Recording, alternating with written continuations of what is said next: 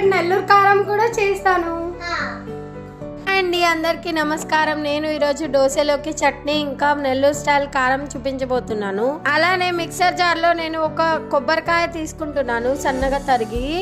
తర్వాత నేను వెల్లిపాయలు వేస్తున్నాను 5. ఇంకా పచ్చిమిరపకాయలు కూడా 5-6 తీసుకుంటున్నాను. కారం ఎంత కావాల్సి ఉంటే అంత.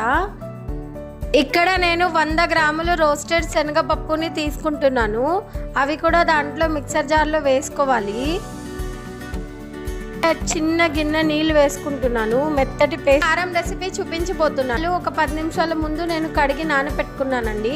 అవి వేసి పేస్ట్ లాగా గ్రైండ్ చేసుకోవాలి.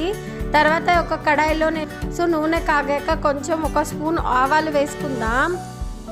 ఆవాలు చిటపటలాడిన తర్వాత మనం ఎండుమిరపకాయలు వేసుకుందాం. ఇలా 3 నేను ఎండుమిరపకాయలు తుంచి వేసుకుంటున్నాను.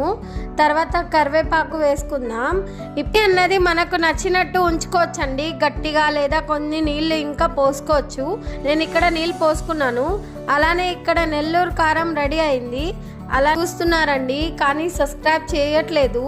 సో ప్లీజ్ అండి సపోర్ట్ చేయండి, సబ్స్క్రైబ్ చేసుకోండి, మీ ఫ్రెండ్స్ అండ్ ఫ్యామిలీస్తో షేర్ చేసుకోండి.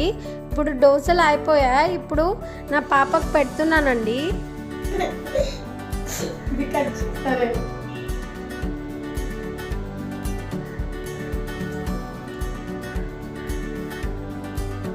మమ్మీ